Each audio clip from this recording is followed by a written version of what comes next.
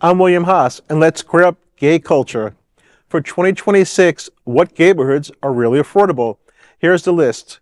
Across the country, LGBTQ plus communities continue to grow, and they're not just found in pricey cities like San Francisco or New York. A new Out.com analysis of Redfin reveals 10 most affordable Gayborhoods in the United States, all with median home prices under $300,000 as of November 2025. Coming in at number 10 is Ferndale in Detroit, Michigan, with a median home price of $287,000. Ferndale has been a queer hub since the 1980s, hosting Motor City Pride since 2001. It also elected the state's first out gay mayor in 2007 and is home to the Affirmations LGBTQ+ Community Center. At $266,000, the Grove in St. Louis, Missouri is known for its nightlife, LGBTQ+ bars, eclectic restaurants, and the first in the nation Transgender Memorial Garden.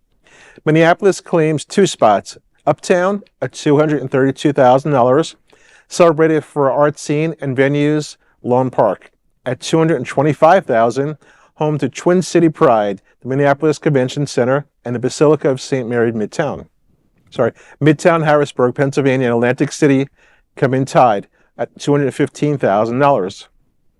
Midtown is known for its queer population and massive Midtown Scholar Bookstore, while Atlantic City hosts the iconic Miss'd America Pageant and numerous music festivals.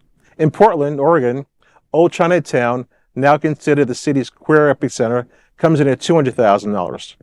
Highland Square in Akron, Ohio, sits at $183,000, known for its art community and Highland Square Porch Rockr Festival. At number 2 comes right in Florida, Ybor City, Tampa, reflects an affordability at $170,000, blending queer culture with rich Cuban and Spanish history. Notable, this area did reflect a median price of nearly $400,000 about a year ago. And the most affordable of all is Hawley-Green in Syracuse, New York, at $145,000, famed for Victorian homes, lush gardens, and what many call the city's most welcoming LGBT community. This is really good to see this coming in. These small cities you would never, would even think about. But also, too, that goes back to maybe we need smaller prides happening in all these little smaller cities. I was really surprised to see Atlantic City, but if you look back about 5 years ago, Asbury Park was not a very good area, and now Asbury Park is the place to go to. So really, we go in, we revitalize all these cities. And I was totally shocked about Ybor, in Florida here. Yeah, it's really interesting because King Community Health's national headquarters is located in Ybor. We moved from Sarasota, Florida, about 5-6 years ago, and the historic renovation and restoration of the German American Social Club, which is now our headquarters, that was originally built in 1901. And we've seen the transformation of that neighborhood even since we moved in there and transformed this historic landmark. And now all the homes around it are being renovated. There's a park now going up across the street.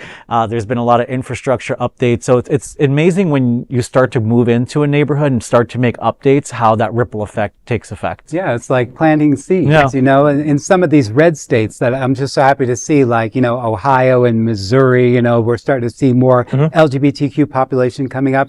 I've even heard of talks of like North Carolina that there's an LGBTQ like senior living, facility being created of something. So I love seeing that throughout the red states too, because you know what? We're here. We're all over the place, and we need spaces where we can live, and thrive. But we're revitalizing a lot of these cities, but we're also bringing money into the cities that really need these, need this money. So, we really are a force to reckon with. That's a good point, because like you're saying, the cities do need money, the communities need money.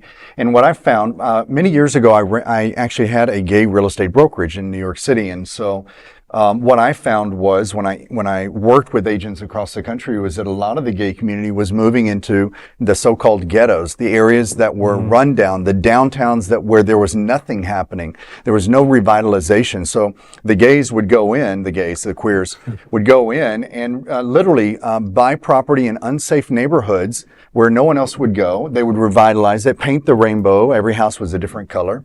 They would make the homes beautiful. The landlords were thrilled if they were renters because they raised the value of the properties. Unfortunately, what happened after that? Well, then the yuppies came in with their kids, and the prices skyrocketed. But what I see with all of this real estate is that basically the gay community is revitalizing, bringing money to areas that need it, and so I'm very proud to see that. Oh, that's incredible. So the next time you're taking a vacation, invest your money in one of these local Gayborhoods and spend your money in the community. There's no other queer nonprofit media platform like this in the entire world. Support our LGBTQ stories by sharing them and subscribing to Queer News Tonight.